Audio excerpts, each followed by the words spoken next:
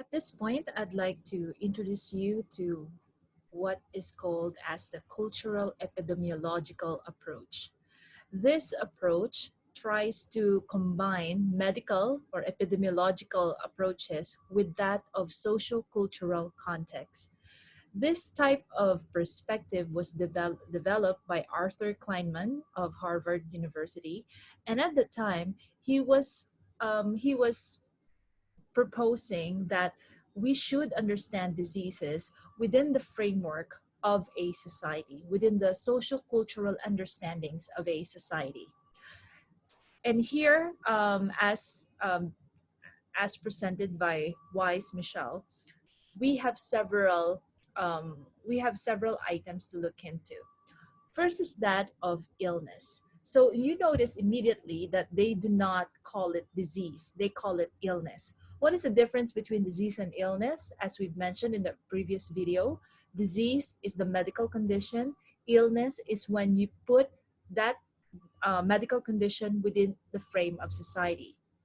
So here, illness will have three parts: the experience, the meaning, the behavior.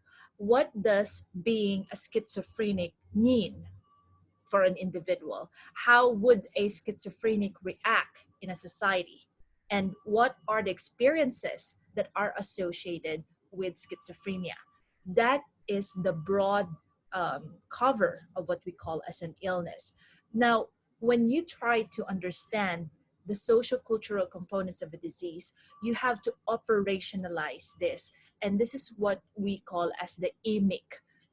So the EMIC would allow you to understand how people are are experiencing a disease within the type of society that they have. Hence, it's very important to understand that a an understanding of the social cultural experiences of a group of people towards a disease does not necessarily apply to another group of people. So once you have understood that that category, that context rather, you will be able to find patterns of distress. You will be able to understand perceived causes of the disease and what are the helping or the help-seeking behavior that they would perform. And so, for example, let me discuss my work with people living with HIV in Cebu City. A very good example here is that HIV is not just seen as a sexually transmitted disease. HIV for them have multiple layers of meaning, such that being HIV positive could be a form of exclusion. Within the HIV community, there are groups and there are exclusionary measures per group, such that people who inject drugs are treated differently by people who caught HIV through sexual transmission.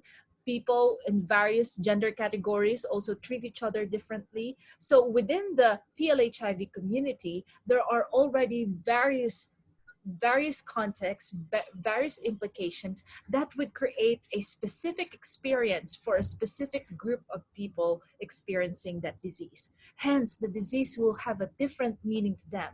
For some, it could be a point of empowerment, a spiritual reawakening. For some, it could be another layer of stigma. For example, women who have worked in prostitution who caught HIV will have a whole new layer of stigma attached to them. And that being said, what will happen to their behavior? Their behavior towards the disease, their behavior towards others who are affected by their disease. Again, in that context, those people the people whom I've worked with who were stigmatized were not very keen on informing others about their status and would in fact participate in sexual activities without informing the partner of such situation beforehand because of the fear that they will be shunned immediately. So these are the complications that are associated with a disease based on the social cultural experiences of people. So it is very important, always important, to understand how a society understands a particular disease, because that will affect how the individual who experiences the disease would respond to his or her condition.